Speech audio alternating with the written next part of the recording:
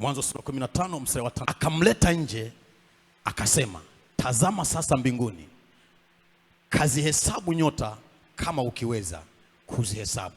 Akamwambia, ndivyo utakavyokuwa uzao wako. Ibrahimu anaitwa wito ndani ya wito. Ibrahim being called in the call. Ili Mungu ambadilishe Ibrahim, for God to change Ibrahim, akampeleka kwenye maono ya Mungu. He took him to his own vision. Akamwambia, angalia juu maono yangu yalivyo juu yako. He told him to look at the sky. Unaweza kuhesabu hizo nyota? Are you able to count the stars? Ibrahim anachanganyikiwa. And Ibrahim was confused. Anasema, ndivyo nitakavyo kufanya wewe. And he told him, that is how I will make you. Na mimi nataka nikwambie hivi. And I want to tell you this. Mungu anapokupa nafasi, once God give you a chance ya kukanyaga hapa, being here, yako maono ya Mungu, their vision of God, ndio unayopaswa kuiangalia. that is what you're to look upon. Ndio unayopaswa kuiangalia. That is what you're to look upon. Maana ndicho kiwango ambacho Mungu anataka akufikishe katika kukubadilisha. Just because that is the level that God wants you to. Cha kufanya Mungu anapokuchagua, so once God calls you, ni kuyaangalia maono ya Mungu. You have to look the vision of God. Ni kuyatazama maono ya Mungu. Just look at the vision of God. Lakini ukimsoma Musa alipoitwa na Mungu, once you read about Moses katika mlima Moria, on the mountain Moriah, Musa anafanya kazi zake.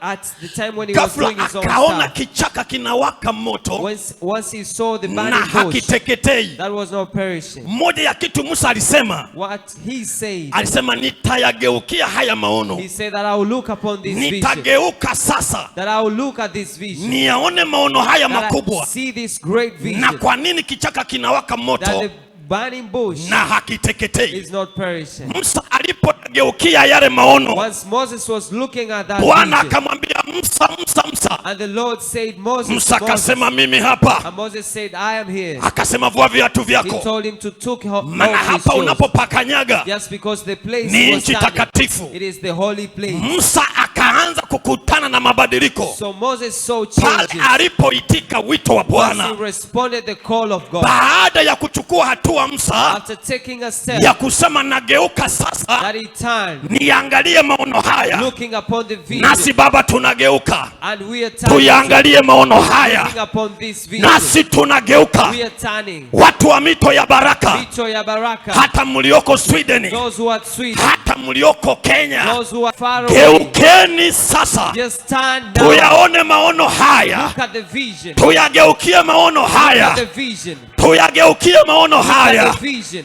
ni maono ya kizazi, the vision of generation hadi kizazi, to generation.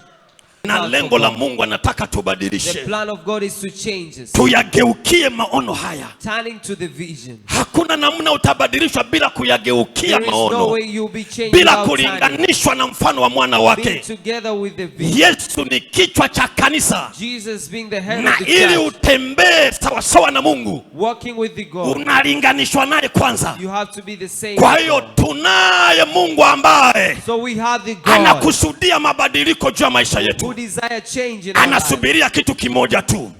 who wants just Yeye one huwa thing, anashuka na maono, that is here with the vision, anashuka na maono, being here with the halafu vision, anakuangalia wewe. looking at you. Utageuka Will you turn, uiangalie hayo maono. looking at the vision? Ukigeuka tu, Once you turn, Bwana anakuita, God will call you. anasema wale aliowajua tangu And he asili, says, the ones who he had known, aliwachagua tangu asili, he chose them, awafananishe na maono ya Mungu. that they should resemble the vision. Wakishafanana na maono ya Mungu, Once they are with the vision, anawaita. he calls them. Akishawaita, And after calling them, anawahesabia haki. he counts them Hata justice. kama ulikuwa unaona unatutabia fulani fulani, Even though you had a certain type ghafla of tu habit, tabia tunaondoka, they will all maana change. unahesabiwa haki na Just Mungu mwenyewe. because you're justified by God's power. Ukishahesabiwa haki, Once you ni justify, kuanza hatua ya kutoka utukufu, that is when you start being from glory, toka hatua from saved kwenda glory hatua. to other things. Itika wito wa Mungu, Respond to God's uone call, mabadiliko. that you see change. Itika wito wa Mungu, Respond to God's uone call, mabadiliko. that you see change. Simama kwa miguu yako. Stand on your feet now.